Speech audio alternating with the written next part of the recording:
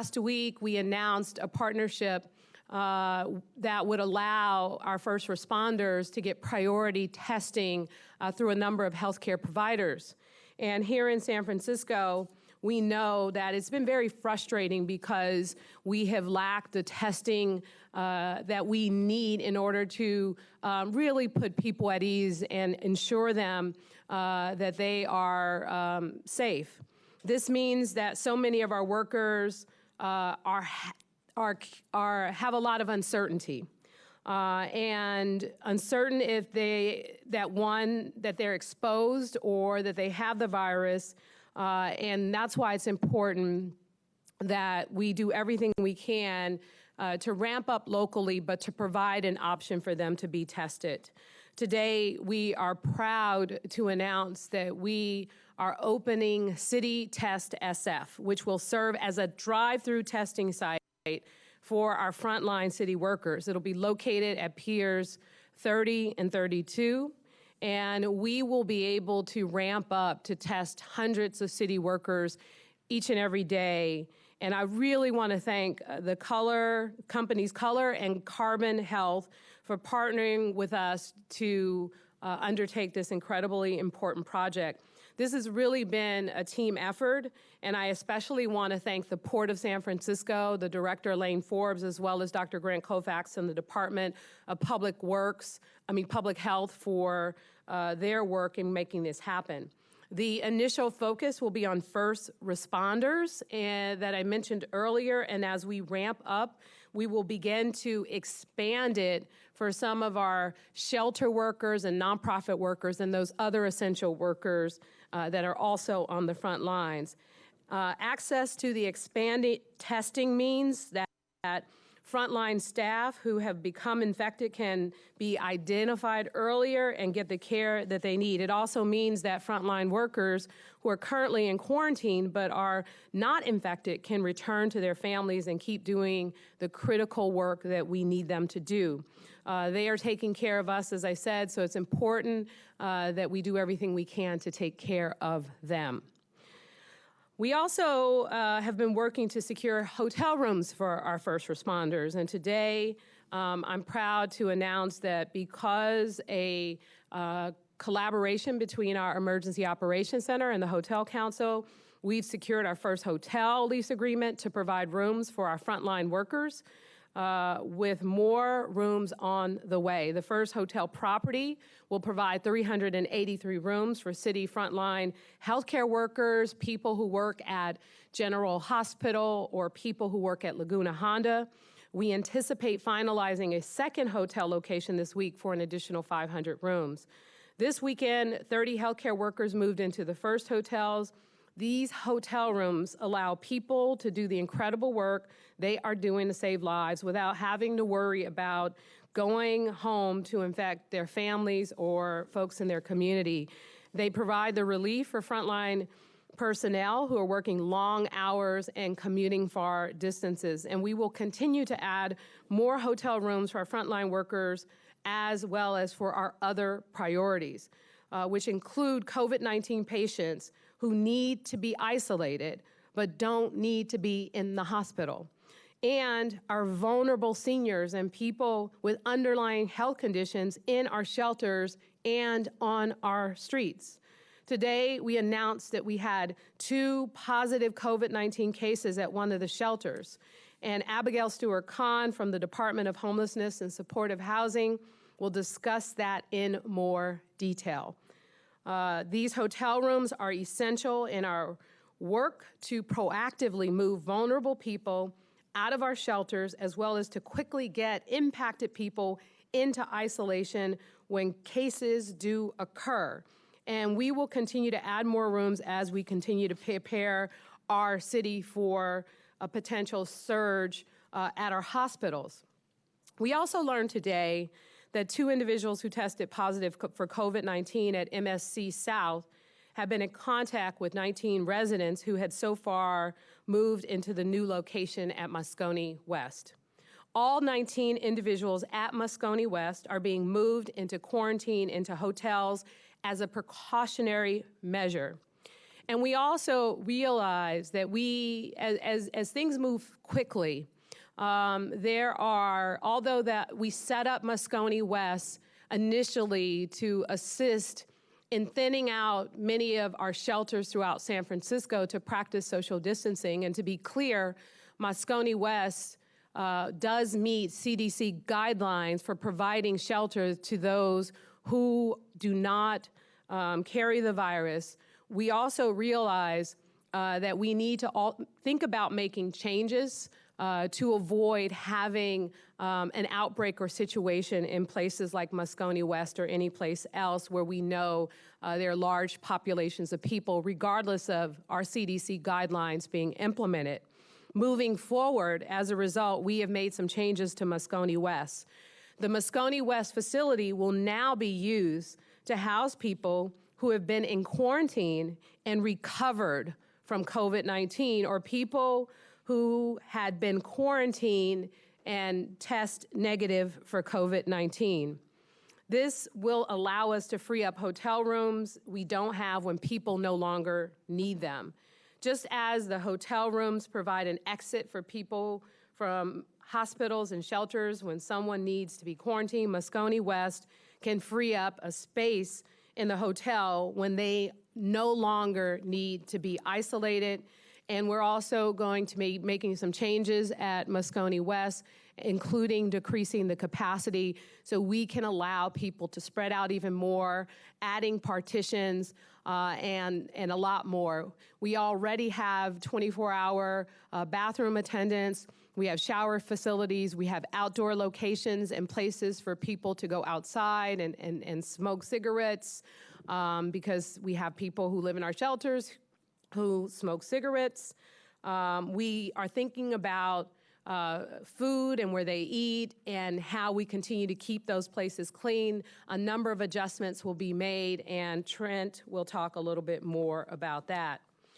In addition to more hotel rooms to create space in our system, we need more hospital beds. In places like New York and Italy, we have seen what happens when we don't have enough of the facilities and equipment we need to handle the surge as we have talked about. We have seen overcrowded hospitals and doctors making choices about who to treat. We never want to get there in San Francisco, and we have to do everything we can to protect public health, but to make sure that when people need a doctor, when they need a hospital bed, that we don't turn them away. Today, Governor Gavin Newsom announced that the state will be leading an effort to open up 290 beds at the CPMC Pacific campus on California Street. We have been in close contact with the governor's office, with Sutter and CPMC on this issue over the past couple of weeks, and we are deeply appreciative of this effort to expand our hospital capacity.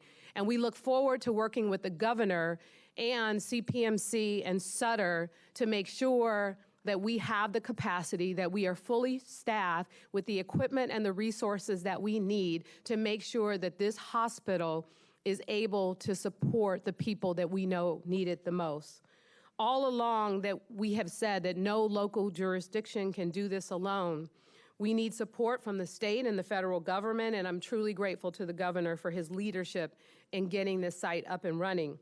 And we'll continue to need the state's support as we work together, as I said, to plan for staffing of the facility.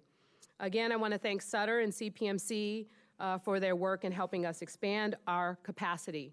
The site will need some minor improvements before it's operational, but we anticipate opening it within the next 10 days. Along with the 48 COVID-19 beds that opened at St. Francis Hospital today, we are continuing to do the work to prepare our medical system for the surge we all know is coming. Our entire medical system is united and focused on doing what it takes to get through what is an incredibly challenging time. And we are truly showing that when we come together, we can really deliver for the people of this city. I also want to provide an update with Muni, and we have the director, Jeff Tumlin of SFMTA, to provide more details. We know that there are going to be some changes with Muni and the bus service in the coming days, and that's why it's critical we get this city test SF site up and running. Once the site is fully implemented, we'll be able to provide tests for Muni drivers so that if they have questions about whether any illness they may feel could be COVID-19 related, they will be able to get immediately tested. We need to give our drivers that certainty. If they are sick, they should stay home and seek medical care. If they are not, they can help keep our critical public transportation system running. But right now, one of the main reasons why we have had to reduce our service has a lot to do with a lot of uncertainty around testing and around keeping our Muni drivers safe. So this is why this is so critical and so important. These drivers work really hard for us. They are people who are out there every single day. They are essential workers to our workforce. And people who do not need to use Muni, please don't. And I know that Director Tumlin mentioned that before. This is the last thing that we want to say, but we want to make sure that people who need Muni the most have access to Muni. Buses have been crowded when they shouldn't be. And what that means is we're going to have to make some major changes to ensure public safety. And what we're asking the public to do is use common sense. If you see that a bus is crowded and you can't necessarily practice social distancing, do not get on the bus. If it gets too crowded, exit the bus. The fact is, we don't want to reduce service any further than we need to. We don't want a Muni driver to have to stop moving its bus because it is too crowded to move because the people on the bus are not practicing social distancing. So we need to take steps to keep our drivers safe and to keep the people who rely on Muni safe as well. I want to say a special, again, thank you to all the drivers out there. More than ever, you are so essential to us, and we will do everything we can to keep you safe. And so, busy times in our city, a lot of real challenges, and again, this weekend, I want to thank people here in San Francisco for continuing to practice social distancing, for just really taking the order seriously, although we know we continue to face a number of challenges in particular areas throughout the city. We have been very active out there with our police department, with our homeless outreach team and others to try to continue to educate people, but also hold them accountable because we are all connected. We all need to make better decisions about how we continue to implement social distancing as time goes on. It's going to be harder and harder for us to stay at home and continue this practice, but we are counting on all of you to participate, all of you to maintain social distancing, and everyone here in the city to look out for one another as we continue to get through this very challenging time. So at this time, I'd like to ask the Director of the Department of Public Health, Dr. Grant Colfax, to come up and provide us with an update from Public Health. Dr. Colfax.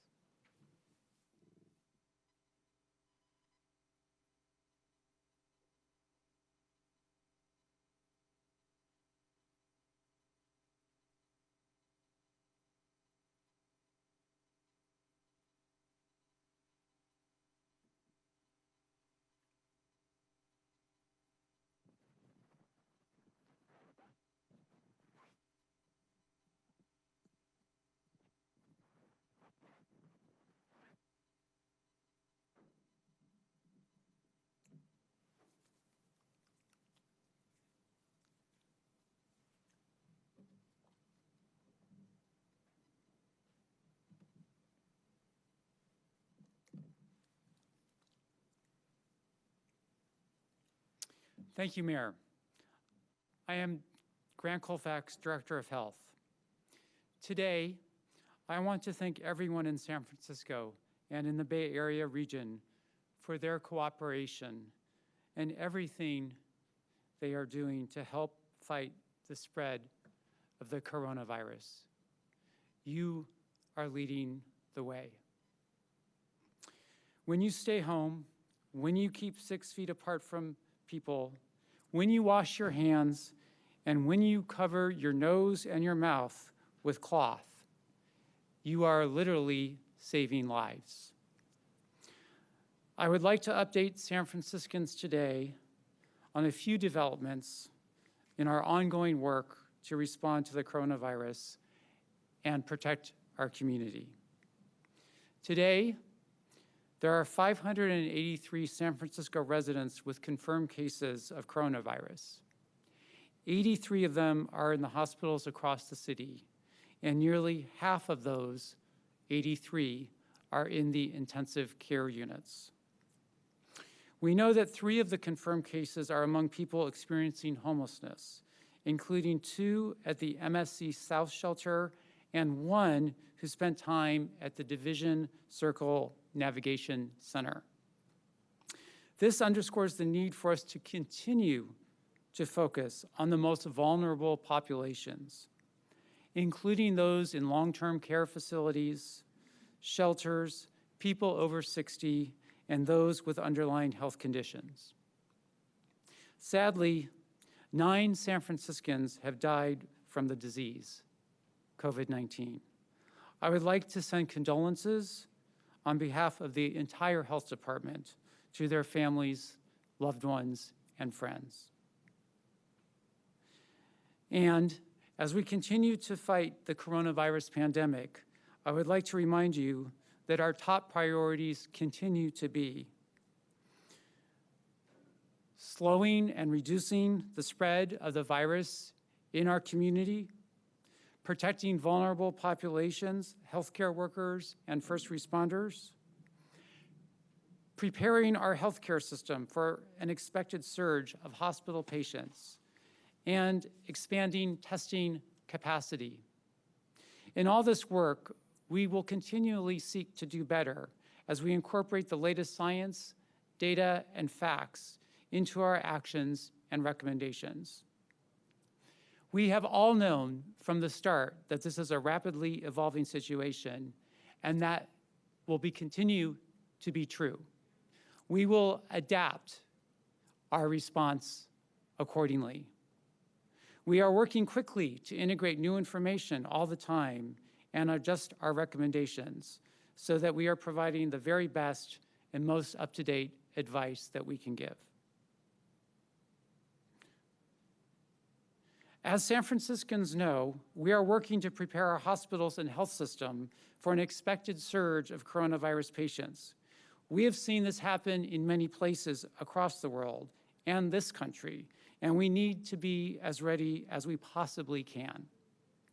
We are making progress in surge preparation, and I would like to share a few highlights today. As San Franciscans know, our surge capacity continues to increase, and today we have reached a significant milestone. We have successfully expanded our bed inventory system and exceeded the state's ask that all jurisdictions expand their capacity by at least 40%. By working together since January, San Francisco hospitals have managed to increase the city's intensive care unit beds from 277 to 530, a 91% increase, a 91% increase. And our regular acute care beds, so-called medical surgery beds, have increased from 1,055 to just over 1,600, a 52% increase. We accomplished this by opening previously closed units and by repurposing areas normally used for other functions, such as outpatient surgery. These extra beds will make a big difference. However, there are still plausible scenarios that a large surge could overwhelm even those additional resources. And yet, we have made progress by decompressing hospitals so they can be as empty as possible and ready for the surge, and we have canceled, by health order, elective surgeries and routine procedures. I am happy to report that today, St. Francis Memorial Hospital plans to open its newly dedicated unit for coronavirus patients. This unit will have a capacity eventually of 48 additional beds, including 8 intensive care unit beds. Additionally, with partners across the city, we have moved 150 patients who have confirmed coronavirus or who are awaiting test results, but who do not need hospital care, into hotels where they can safely isolate. We have also sped up testing so that patients have a shorter wait time for their results. There are several other surge plans in progress, including expanding clinics throughout the city that we will be able to provide more information about soon. In addition, as the mayor mentioned and the governor announced today, the state has reached an agreement with CPMC to make its vacant Pacific Campus Hospital available for our coronavirus surge work. These additional beds are not included in the totals I just covered. Every day that we can prepare is a good day. It is so important that people continue to stay at home and to practice physical distancing, hand washing, and face covering. That is how we will slow down the virus as much as possible and ensure as much as possible that we have the beds we need in our hospital system to care for those most in need. Now I would like to talk briefly about data. As I have said many times, San Francisco's response to the coronavirus emergency is grounded and will continue to be grounded in data, science, and facts. We are able to use what we know from other parts of the world and the country to guide our decisions and inform our interventions. Data is and will always be an important tool to help San Franciscans see the whole picture of the coronavirus pandemic in our community. This knowledge can help us all do our part and see over time how the situation is changing. So today, I am pleased to announce that we will be sharing more data about San Francisco's coronavirus pandemic. Our data analysts have been working hard to collect information from across the city to create accurate, reliable, and timely reports to help guide our decisions and inform you, the public. DPH has been working and will continue to work with the Controller's Office and the Department of Emergency Management on a new data tracker that will be posted on our website very soon. The tracker will feature more information about cases, the demographics of patients, hospitalizations, and testing. We will add more data elements as we gather more information and continue to improve. Now, I would like to provide an update on the outbreak at Laguna Honda Hospital and the steps we are taking to protect the health of residents and staff. This weekend, we identified 4 new positive cases at Laguna Honda Hospital, bringing the total number of cases up to 16. 12 of the confirmed cases are among staff and 4 are among residents. Of staff, 9 have been in patient care positions and 3 have not. The 4 new cases are from an impacted unit, the South 5 neighborhood. 2 are residents of the South 5 neighborhood and 2 are patient caregivers on the South 5 neighborhood. With regard to testing at Laguna Honda, to date, 290 staff have been tested, either directly by the Department of Public Health or their own provider. 98 patients at Laguna Honda Hospital have been tested. This weekend, we completed retesting of all patients on the South 5 neighborhood. Results are pending. The retesting of South 5 staff is happening today. We will also retest the staff and test all patients on South 4. To date, South 4 has no residents who have tested positive for coronavirus, though of course that situation could change. As part of our ongoing outbreak response, we continue to test staff and patients throughout the hospital that have been identified as being exposed through contact investigation or who show symptoms of the virus. Unfortunately, we do expect more positive cases, but it is crucial that we know the facts so that we can take evidence-informed action to preserve health and mitigate the spread of the virus in that institution. We are continuing to work very closely with the Centers for Disease Control and Prevention, who have been at Laguna Honda for the past week. They are joining our team of some of the world's foremost experts here in the San Francisco Department of Health and at UCSF to guide and inform our response. I am thankful for the support and expertise of our federal, state, and local partners in our response. And the CDC has recommended, and we have rapidly adopted, multiple infection prevention and control strategies to combat the coronavirus at the facility.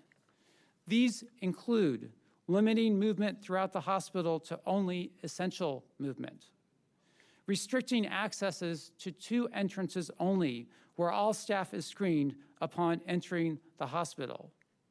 There is mandatory masking for all staff, and there is enhanced personal protective equipment, or PPE, that is being provided for staff who are in quarantined or isolated areas or treating isolated patients. These are in addition to the steps that the Department of Public Health, with the support of Mayor Breed, has already taken to limit the spread, including placing the entire Laguna Honda community under a preventative quarantine. This prevents community spread by having residents remain on campus and limits opportunities for the virus to be brought on campus. We have stopped the rotation of staff to various units and limited impacted areas to only the most essential personnel. We have made the very hard but necessary decision in early March to restrict visitors at the site.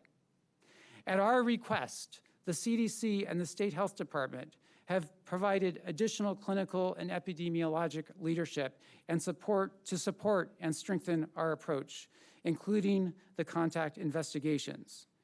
And we will continue to test staff and residents based on these risk assessments going forward. The CDC is also providing expert knowledge to our clinical teams on improving the collection of data. This will not only inform prevention and response strategies for Laguna Honda Hospital, but also for skilled nursing facilities throughout the Bay Area and perhaps even the nation. Laguna Honda is and continues to be a top priority for the health department and the city. We and I will continue to do everything we can to respond to the changing situation, and I will keep the staff, residents, families, and public updated. Now I'd like to move to first responder testing and a brief mention of the hotels that Director Rohrer will talk about. As we all know, health workers and first responders are crucial to San Francisco's battle against coronavirus. I am very grateful to Mayor Breed, the Port, our DPH staff, and our private sector partners for creating the new testing site for healthcare workers and first responders. These talented and dedicated professionals are courageously working on the front lines every day. By providing them dedicated testing, we can assuage anxiety, answer uncertainty, and speed their recovery so that these first responders can be with their families and continue to support the health of our city. Now, Director Trent Rohrer of the Human Service Agency will provide an update on another key aspect of supporting our health workers and first responders, temporary housing in hotels to keep them and their families safe. Thank you very much.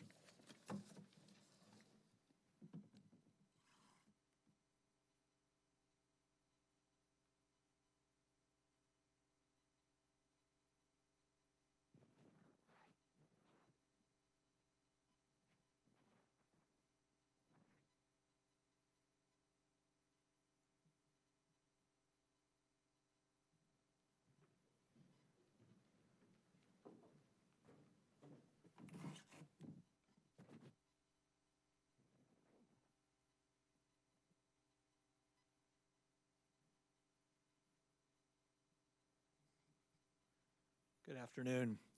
I'm Trent Rohr. I'm the director of the Human Services Agency. Thank you, Dr. Colfax, for teeing up my discussion about first responder hotels. So we knew from the beginning of this that we were going to need to accommodate our frontline health responders, our healthcare workers, our nurses, our doctors. It's critically important that they be able to remain here and not potentially infect their families or others going back home. Many of our health responders have very long commutes after working very long shifts. In addition, we don't want health responders going home and potentially being infected in their communities. So to this end, we have secured 2 hotels, totaling 883 rooms for this purpose. The first 383-room hotel is currently under contract and will receive healthcare responders immediately. The second has already opened up 150 of their rooms, of which 30 were occupied over the weekend by the first group of health responders who took advantage of these hotels. We'll continue to identify hotels for this population should the need grow. Again, right now it's 883 rooms, and we continue to assess both the numbers of healthcare workers, nurses, doctors, and others, plus other critical first responders, medical social workers, law enforcement, to see what the numbers need to be. There are 2 other areas I'd like to address today. One is our shelters, particularly the shelter activation at Moscone West.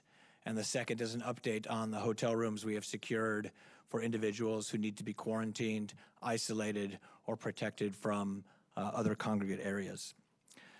So last week we announced the opening of the Moscone West Convention Center to serve as a shelter for 394 people to be able to thin out our existing shelter system.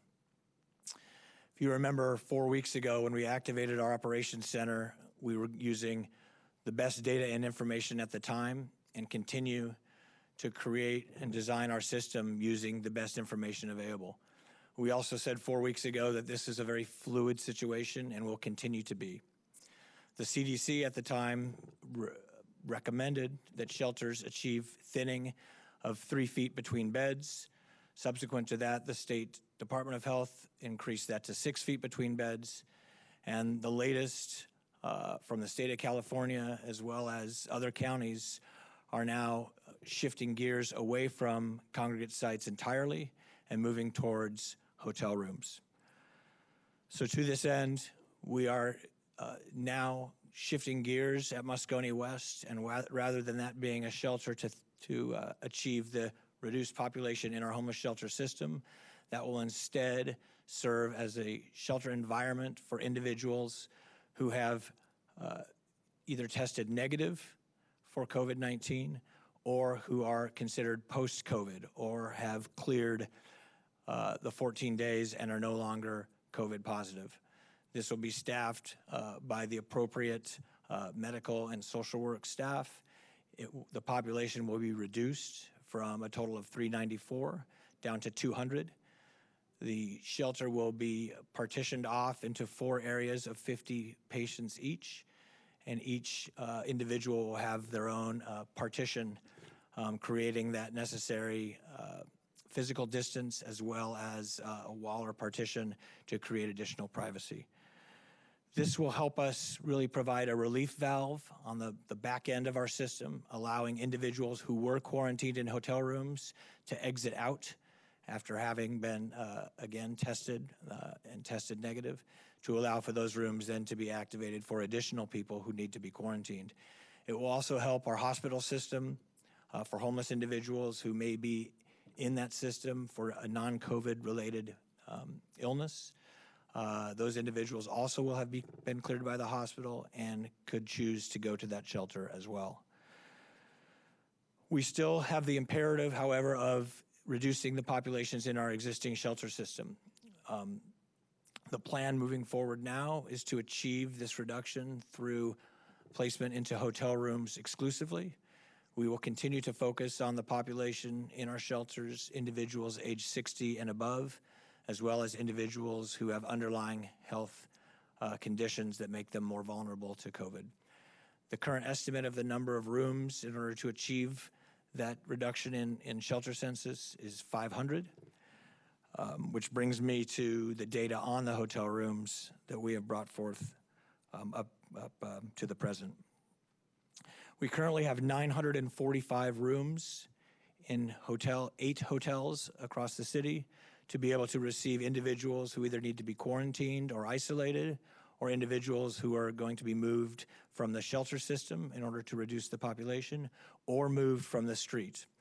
The individuals who are moving from the street, again, per the CDC guidelines, per the FEMA reimbursement guidelines, would be individuals who are over age 60, or individuals who have underlying health conditions that make them vulnerable or more vulnerable to the COVID-19 virus. We continue to move individuals as we speak.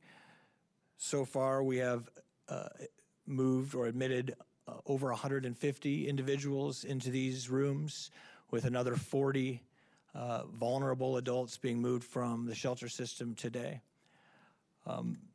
We will continue to do 2 things. One is continue to move individuals from the shelter system and then the street into these rooms, but we also continue to work with hotel owners and negotiate further contracts to bring additional rooms online.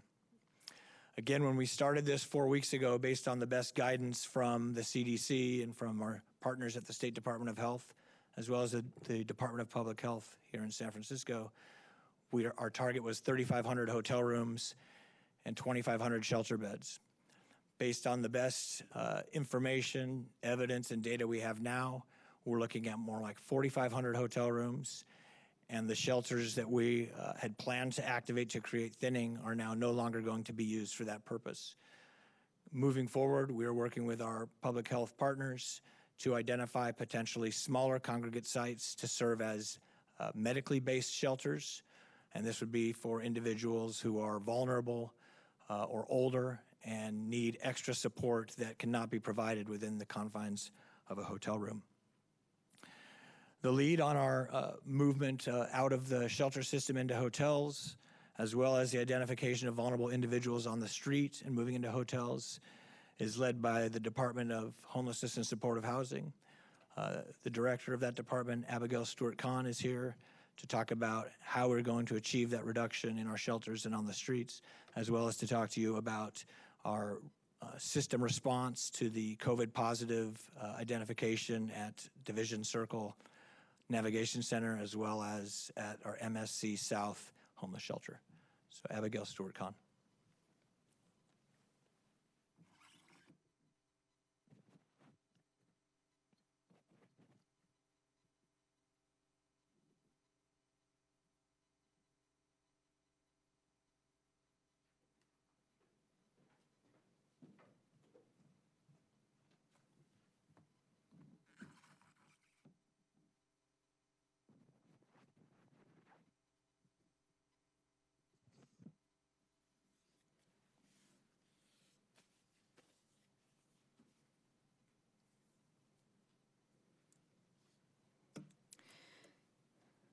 Thank you, Director Rohr.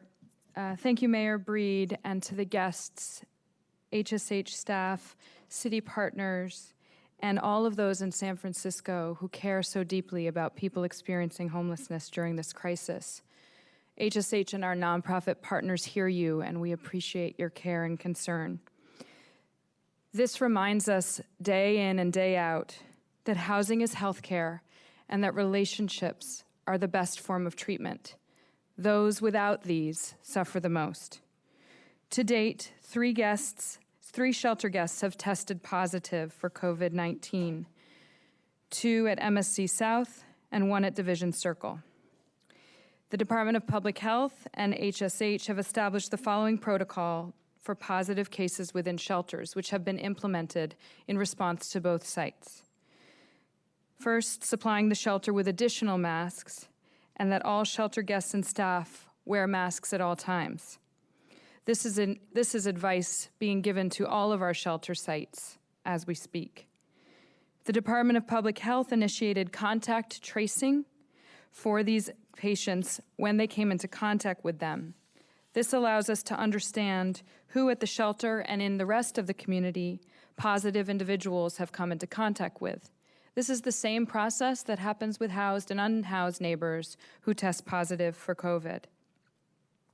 The Department of Public Health is deploying a physician and health workers to the shelter site to conduct symptoms and deep temperature screening for all guests and staff. Any guest demonstrating symptoms for COVID-19 will be tested and relocated to the staff isolation rooms.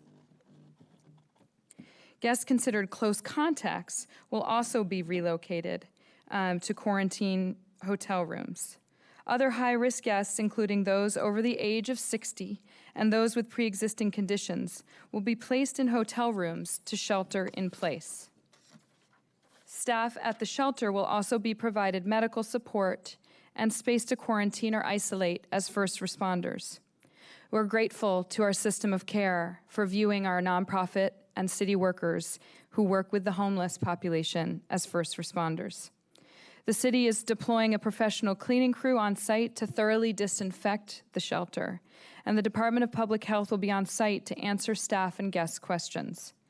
The site management will continue to guide social distancing protocols and implement shelter health screening protocols.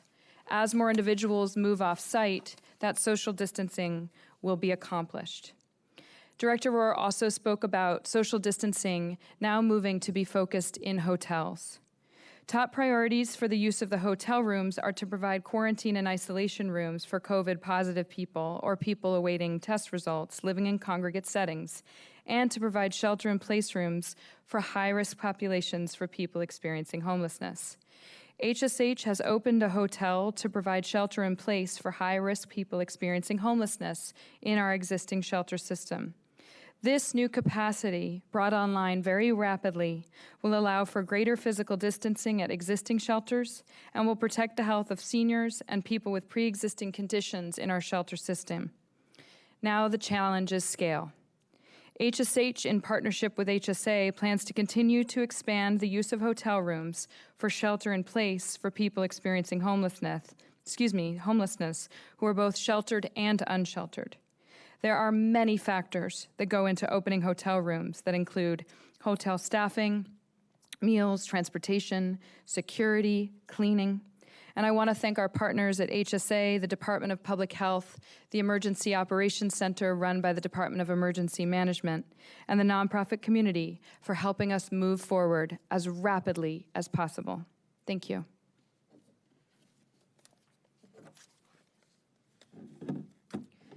I'm now going to introduce Jeff Tumlin, who's the director of MTA.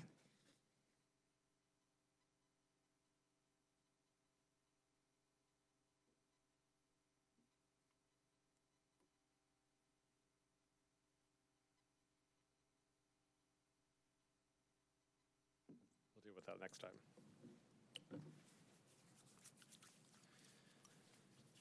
Hello, my name is Jeffrey Tumlin. As a lifelong advocate of transit and as the director of the SFMTA, I never thought I would say this. But please, if you have any other option for getting around, please do not ride Muni. For the duration of the public health emergency, Muni is only for delivering essential workers to work and for allowing San Franciscans to access essential services. If you need to get around for some other purpose, please find another way. If you have the ability to drive or walk or ride a bicycle, please choose those modes in order to ensure that there is adequate space available on our Muni buses for the people who need it the most. Many of our bus operators are in specific vulnerable population categories, and as a result, they are needing to shelter in place in accordance with the public health order. As a result, over the coming weeks, we are expecting about 30 to 40% of our bus operators to not be able to show up to work. As of last week, although our ridership is down by over 80%, we are still carrying about 100,000 passengers a day.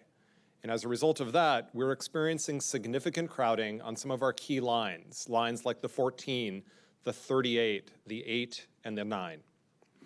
We have right now, during the public health crisis, two essential priorities at Muni. One is protecting the health and safety of our operators, and two is protecting the health and safety of our passengers who are essential workers keeping the city running. In order to meet those priorities and address the fact that service is in decline, it would be terrible for us to simply cut 30% of our service across the board. That would result in extreme crowding on the most important lines. And so as a result of that, we've made the very painful choice to, instead of doing across-the-board service cuts, to streamline our service into an essential network. What this means is taking the 15 highest ridership lines and beefing up service on those lines in order for our passengers to maintain essential distance, and as a result of that, cutting all of our low ridership lines. We did not do this work lightly. We looked very carefully at all of the data of where our ridership is segment by segment and where we're experiencing crowding. We also looked at locations of essential services all over San Francisco, whether that's hospitals or important neighborhood commercial districts or supermarkets. We then applied the Muni equity strategy, making sure that we were adding extra service to neighborhoods where there are people who have the fewest choices. The result is a map of 15 lines plus 2 rapid lines that serve every neighborhood and put all San Franciscans within a mile of a bus stop and most San Franciscans within a half mile of a bus stop. The cuts are painful in every single neighborhood. And if the response that we've gotten from the public is any indication of success, we've made everyone equally unhappy. It is terribly painful for me to do this, and we're working quickly on ways in which we can provide additional subsidized taxi service and paratransit service to parts of the city where we've had to make the deepest cuts. These changes are going to be rolling out starting tomorrow. Tuesday, we'll be losing about a half a dozen lines, and then we'll go fully into effect on Wednesday. We are making these changes up as we go along in response to the rapidly changing conditions as a result of the health emergency. So I urge you to be patient. I urge you especially to be patient with our operators. Please feel free to be upset at me for being late for work or for a longer walk to your bus stop, but recognize that your bus operators are frontline workers. They are accepting some level of risk in order to keep this system running and in order to deliver essential workers to work. Please thank them. They are heroes here in San Francisco, and I could not be more proud to work for them and to be advocating on their behalf. As always, please keep up with the details on our website. They will be rapidly changing. Our website is sfmta.com/COVID for all of the latest updates as we move along. Now, I'd like to turn the stage over to the San Francisco Police Department's Chief Bill Scott. Thank you.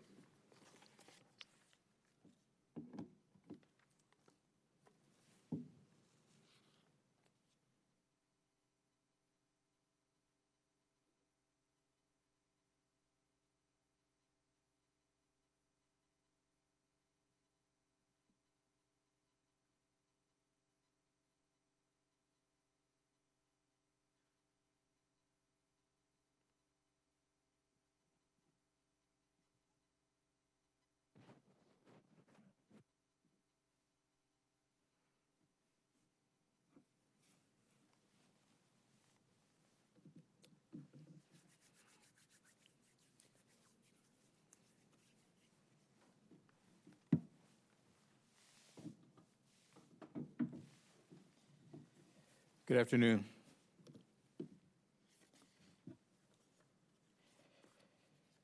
So I'd like to start this afternoon's message with an update of what happened over the weekend by way of social distancing and our public health orders. Overall, we saw a lot of good social distancing over this weekend. The rain probably helped, as many people were not outside who probably would have otherwise been outside. However, those that were, we saw very good cooperation with our public health orders and our social distancing. Our crowds were pretty light across the city. In places that normally are populated with people, they were not out this weekend for the most part. There did not seem to be a lot of people downtown, areas of the Mission District that we've had some challenges in, areas in other parts of the city. It was just probably because of the rain, but nonetheless, the news was good overall. We still have some challenges in certain parts of the city, in the Tenderloin and other districts where we have unsheltered and unhoused people. We're still working with that population, particularly with the education piece and working with the departments of homelessness and supportive housing and the human services agency to try to rectify some of the challenges that we see there. So that work is ongoing. Over the weekend, we have basically stepped up our patrols as we have talked about since this public health order started. So hopefully you are seeing, as I have, many officers on the streets and on foot, particularly in the areas where we're trying to spread the message and educate the public to social distance and stay 6 feet apart. I'm going to give you the statistics, and we're in the process of updating what occurred over the weekend. So these statistics are actually good as of this past Friday. We still have 2 citations confirmed, and I want to correct information that I put out last week or last Friday that one of those citations was for a business. That business was actually warned and admonished and closed, so it was not cited. But to date, we have 2 citations of 2 individuals. There have been 26 total warnings or admonishments. 22 of those were with persons who were not found to be social distancing, and 4 were with non-essential businesses. And as we have said over and over again, this is a matter of life and death, so we're asking that the public please comply with these public health orders. Stay at home, and if you have to go out for an essential item or essential shopping, please be smart about it. In terms of our crime statistics, we are still seeing decreases in crime when compared to the prior week. Last week, we saw a 24% decrease in violent crime. We saw a 32% decrease in property crime and an overall Part 1 crime decrease of 31%. And that was comparing the weeks of March 23rd through the 30th. We've seen some burglaries and vandalisms of businesses. So again, our officers are out. They're going to be paying close attention to businesses that have closed to make sure that we can do what we can to not allow that to be a trend that our business owners have to deal with. We're focusing on portions of the city to safeguard boarded up businesses. And so far, the owners who are sheltering in place, we don't want them to have to worry about their businesses. So we will be out and in full force for that. We are encouraging the public to continue to report crimes when they see them. If it's a violent crime, please call 911 and we will respond as we always do. If it's a property crime or a crime of a nonviolent nature, particularly those crimes that have already occurred, please call our non-emergency number, 415-553-0123. You can also call 311 or utilize our website to file a police report or request an existing police report if you need a copy of it. We also want to alert the public to be aware of scams. We're seeing a lot on social media about people knocking on doors in residential communities, pretending to be city workers or public health workers or the Center for Disease Control workers. We've also heard information that some people are issuing masks. Those are not city workers. Those are not CDC workers, nor are those folks public health workers. So if someone knocks at your door in a residential area Please don't open it. Don't let them in. Do not accept a mask. Call 911.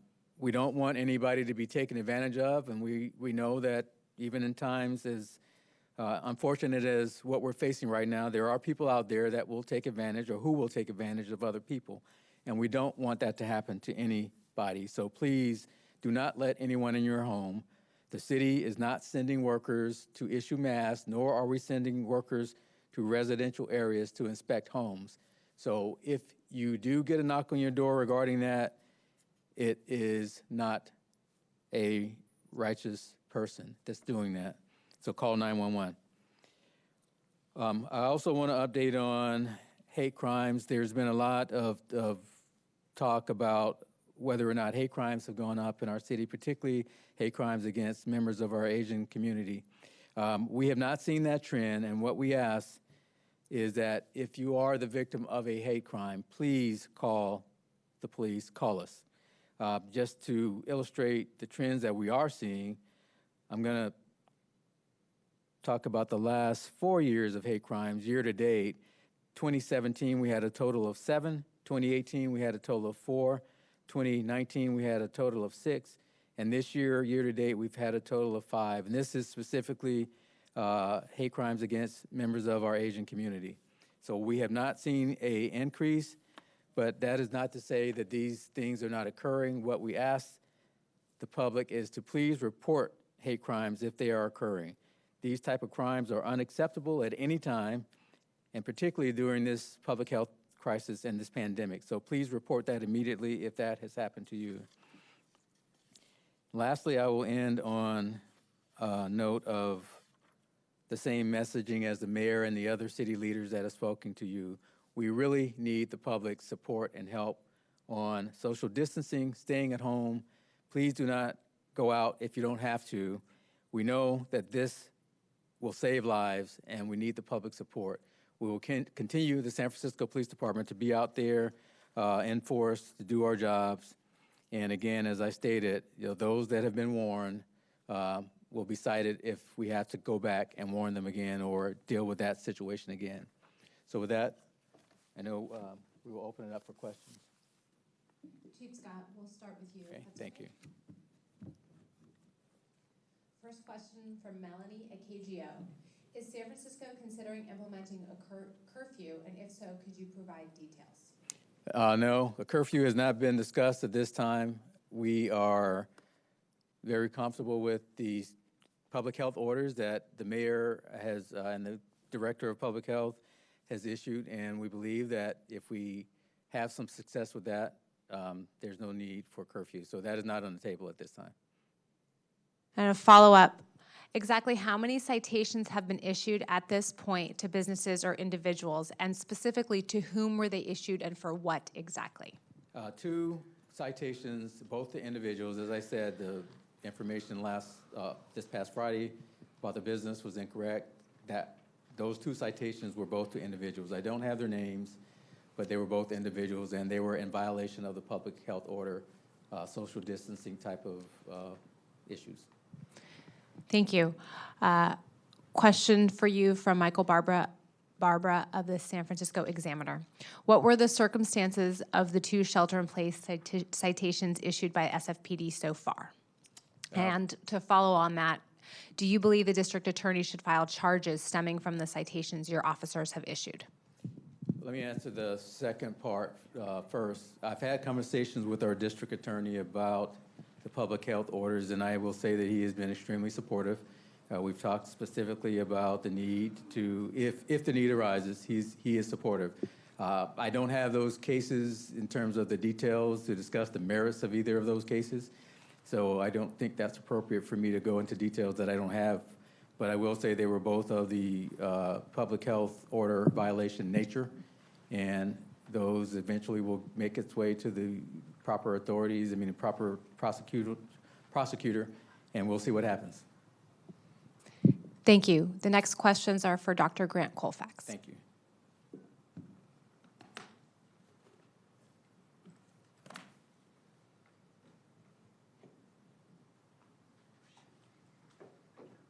It's okay.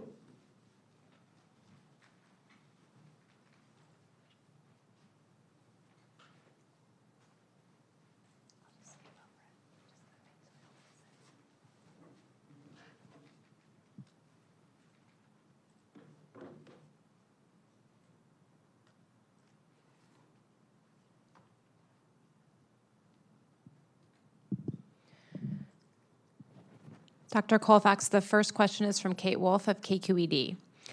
Is the San Francisco Medical Examiner's Office testing for COVID-19 in people who have died?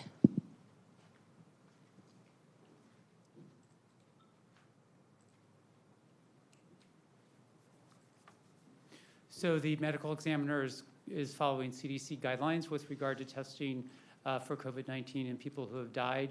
That would include people who die suddenly, who have a known contact with somebody who's COVID positive. Thank you. Follow-up question. Have there been any fatalities involving people that were not tested while they were alive?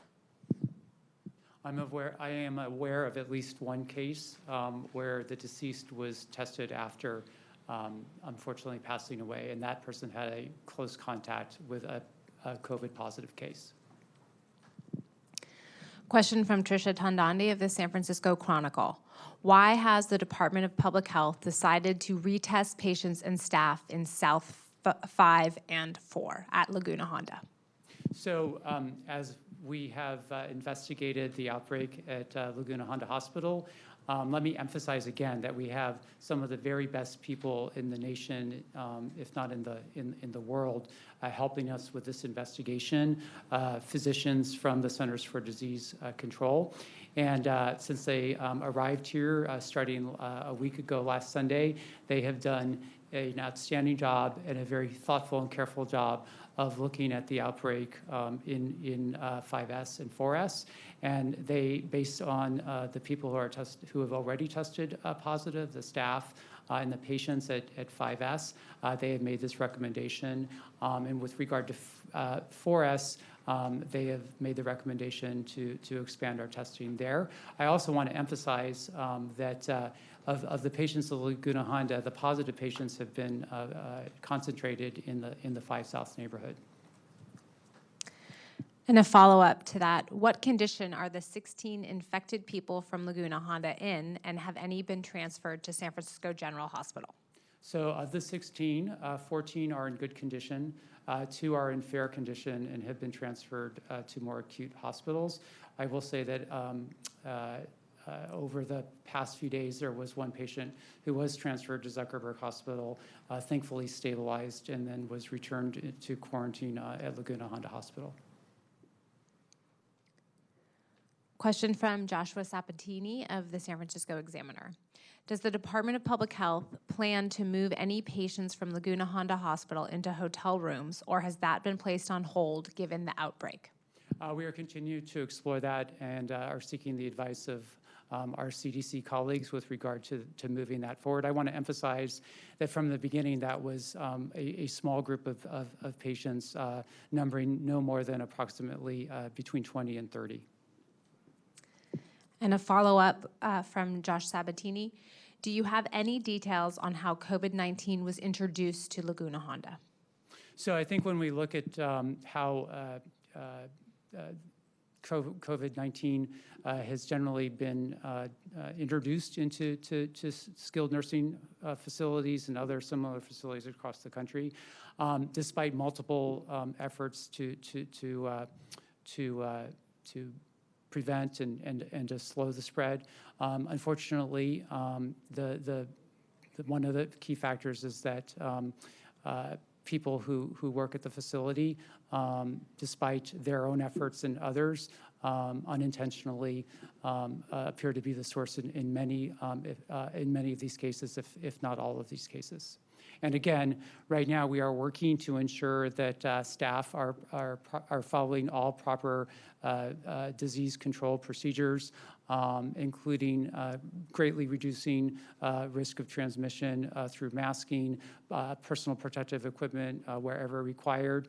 And again, the CDC is working very hard to ensure not only are these recommendations being applied, but they're also being adhered to. And I just really want to express my deep gratitude to the staff at Laguna Honda, from the chief, from the leadership, managers, but especially the people on the front lines who are taking care of patients every day. They are doing incredible work, and I think that all of us owe them a huge debt of gratitude in their work in taking care of people every day. This work is always challenging, even without coronavirus. They are some of my personal heroes, and more so than ever during this pandemic. Thank you, Dr. Colfax. The next questions are for Abigail Stewart-Kahn.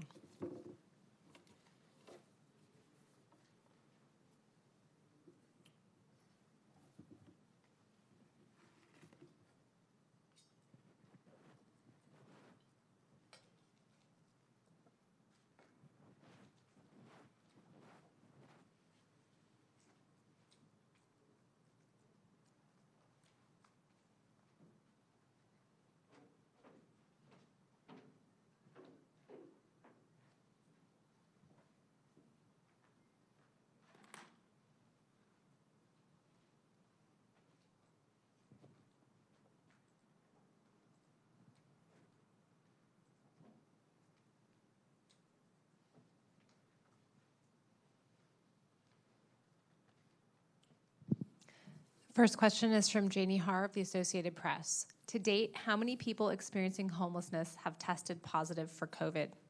Thank you for that question. I'm only aware of individuals who've tested positive at sites in the homelessness response system. It's a large system of care where people experiencing homelessness touch many different aspects.